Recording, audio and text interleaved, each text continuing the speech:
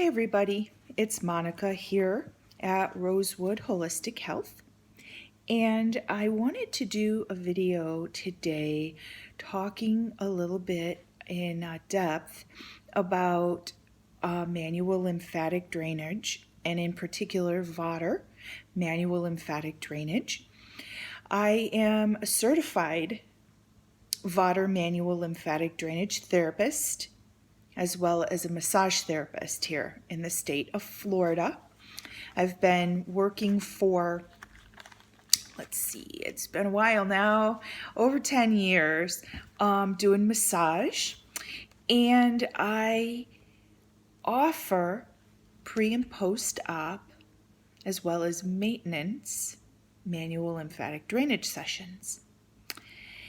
And I wanted to address some of, as you see me looking down over here, it's because I have a list of questions that I'm just reminding myself of as I do the video here.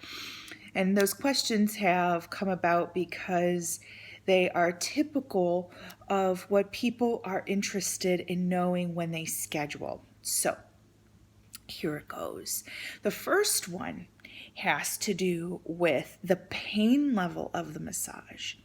And I'm going to just be very upfront and say, if you are looking for, especially this is a post-op question, people have had different types of cosmetic surgeries, in particular lipo, BBL, augmentations, reductions, things like that.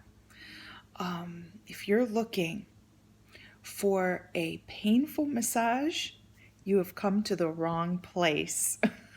I don't know how else to tell you that except to say that me squeezing you like a tube of toothpaste in order to try to somehow expel fluid so that the size decreases is not within the scope of practice of any licensed massage therapist here in the state of Florida. Dealing with body fluids in that manner is it's illegal. And when you ask a manual lymphatic drainage therapist to work with you, what you are asking them for is help in getting your lymphatic system to function the way it should be functioning. And when it is doing that, it will move the fluid out of the tissue on its own. And the way that it does that is by redirecting all of the fluid back to the heart, and then the heart redistributes that fluid in the body if hydration is needed. And if it's not, you go to the bathroom, and that is how you get rid of the extra fluid. That being said, it's important to know what lymph is and where it is. Lymphatic fluid sits in the lymph system, and the lymph system runs throughout your body on different levels, but mainly it runs very superficially. It means very, very close to the skin level, which means that when a manual lymphatic drainage therapist is working, they are working completely differently than a massage therapist. To facilitate lymphatic flow through your vessels, it's very important that they do not get occluded. That means bent. So with manual lymphatic drainage, the way that the therapist works is more with a stretching of the skin. It's a this motion as opposed to a this motion. Now, going back to does it hurt? If I'm not pushing and I'm stretching. It's allowing, facilitating the flow of fluid through your lymph capillaries, lymph vessels, lymph nodes, lymph ducts, anastomoses. All of these highways are very important, and they have to be unclogged in order for the lymph to go through them. Makes sense? Because we don't know where you started lymphatically before if we're talking surgery, it's hard to know how blocked up your vessels were. Generally speaking, people's lymphatic systems don't flow really well because of the amount of toxins and the diet that we have, food-related things. So that brings me to the other part of that question, which is where it's located and what it actually does. The lymphatic system is the sewer system in the body, and its job is to grab fluid out of your tissue and then allow it to flow through the vessels back to larger vessels, back to even larger vessels, until it finally gets back to the heart. If your toilet is not flushing well and everyone in the family uses it, you can imagine the mess that would be in the commode after a week. It's kind of a gross example, but it's really effective in giving you an idea of how the lymphatic system needs to flow. Nobody sends a memo to the cells to say, hey, stop dumping waste debris in the lymph system over here. It's not, flowing very well. They just had a surgery. It just keeps packing in, and then that sometimes people will develop hard areas. You see, those hard areas, they need to be flushed through, but the way that it's done is not by pushing on them and rubbing and doing all of this. It's occluding, it's bending, it's blocking all of the vessels, and the fluid can't flow through there. It's a slow process. It's very effective, highly effective. But it's one that has to be done in a very specific way, in a specific order. Emil Vodder invented manual lymphatic drainage, and since then, there have been other people who have come along and created their own ways of doing lymphatic drainage. There's Chickley method, the Leduc method, the D'Ambrosio method, and then the Vodder method, and he was the original. That's where I have my certification. And so if you're looking for that painful massage, I'm going to go through a few other things, but you might as well just go ahead and shut the video off. I hope you don't. I hope you do stick around and listen to how the lymphatic system's supposed to work. Like, what's the normal way that fluid gets through my tissue? That's what we want to help facilitate for you. I mean, it's not normal to, be needing somebody to squeeze fluid through holes in your skin. That's not like the normal way that we go. And so we want your body to be functioning in the regular way, so that when you're not getting the treatments, that it will be doing what it's supposed to, and that's what you want. So anyway, for those of you that have not turned off the video and that you're still looking and listening, let me go to the next question, which is, how many sessions will it take?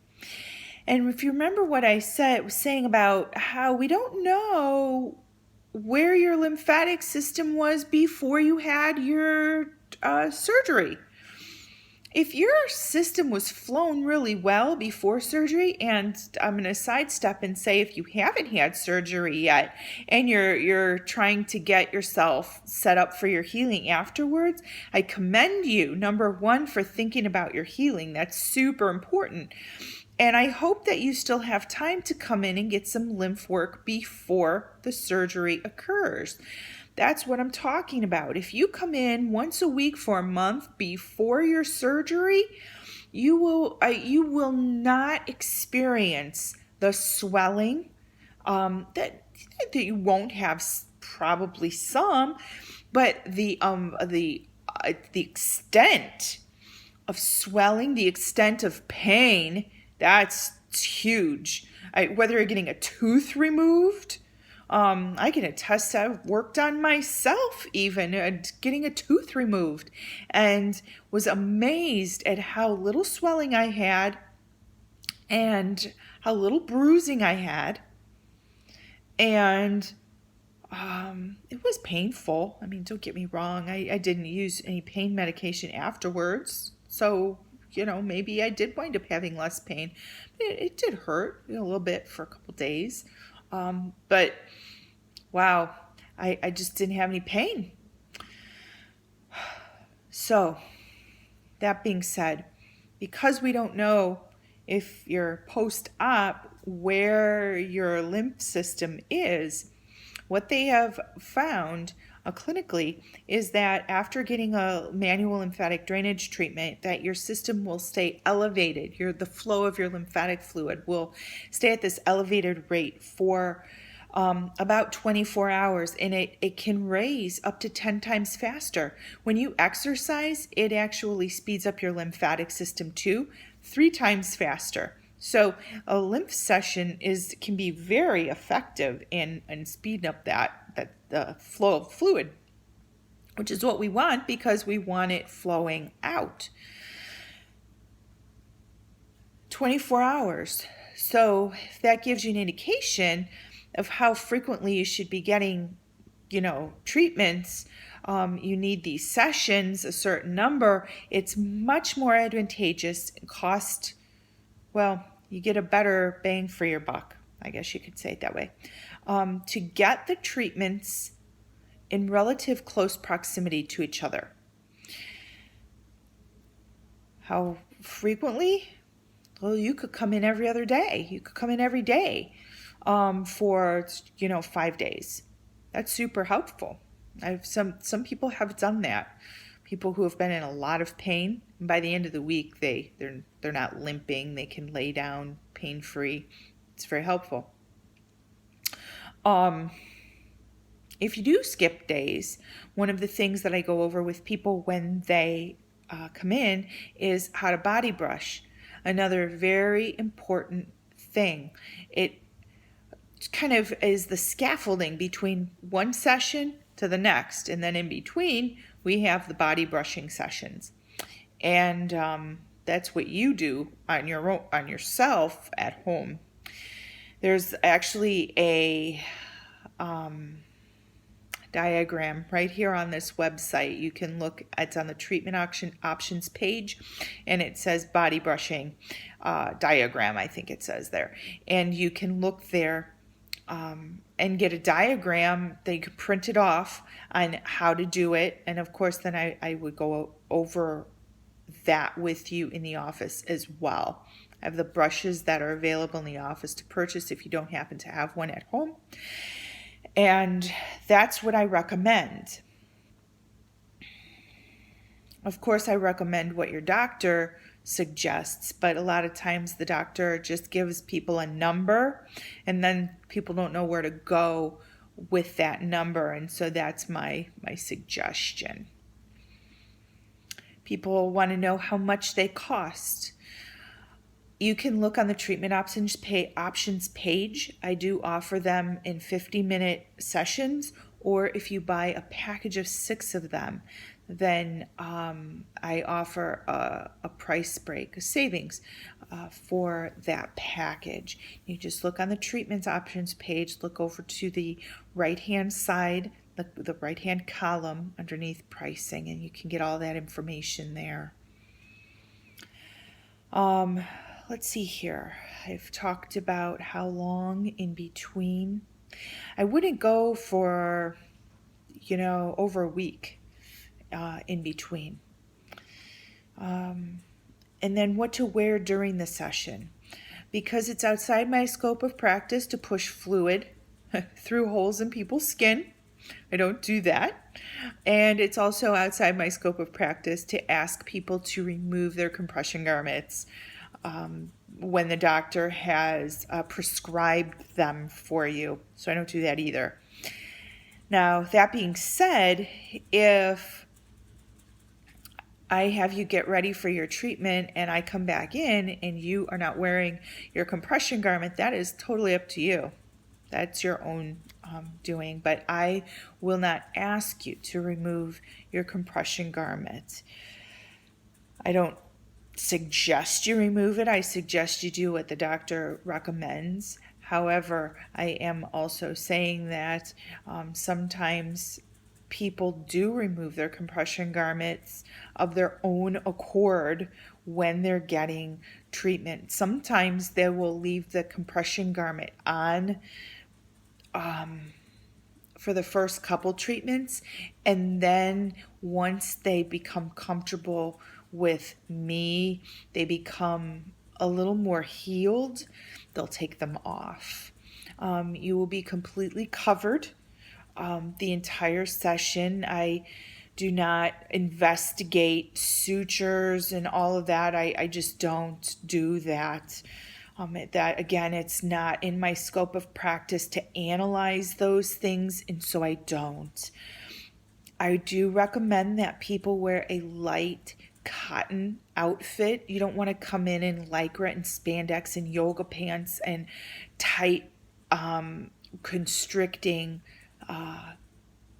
outfits. A light cotton dress that can slip on over and comfortably over, and then I will work with you through that cotton dress. Or shorts. Sometimes men get lymphatic drainage for various reasons, so you will be completely covered the entire time. People want to know, does that impact the effectiveness of the treatment? Not at all. Not at all. It doesn't impact how effective it is. I can't get to it better if there was no fabric there. Sometimes I'll have you move in a way so that I can loosen up the pull on the fabric, and I can tell that. That's one of the things I learn when I learn how to do these modalities.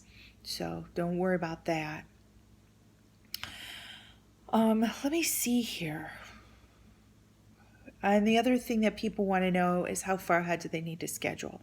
If you're picky about the time, like say you have a work schedule, or the kids or pick up and drop off, things like that. It's good to cancel ahead, to call ahead. I want you to cancel ahead too. If you have to cancel, I do require a 24-hour cancellation notice. I'm glad I mentioned that. However, if you do need specific times, I would say 3 to 4 weeks would be a logical amount of time to plan. If somebody is planning ahead that way and scheduling multiple sessions for themselves, I do require a $25 scheduling prepayment, which will go towards the final total. So if you pre-schedule 4 treatments, that would be $100 paid at the time of scheduling, and then that $100, it would just come off of if somebody's scheduling 4 treatments, then they're probably going to be getting a package. It would just come off the total, so you don't lose any money or anything like that. Now, if you cancel last minute, you have a session in the morning and then you call me late the night before, then then that $25 goes towards the cancellation fee. And in the right-hand column on the treatment option page, I do discuss the cancellation fee, and there is a $25 a fee for that, canceling less than 24 hours ahead. If after hearing all of this, this is something that interests you, feel free to give me a call. And if you have any other questions that I didn't answer, welcome to ask those at that time. Thank you very much.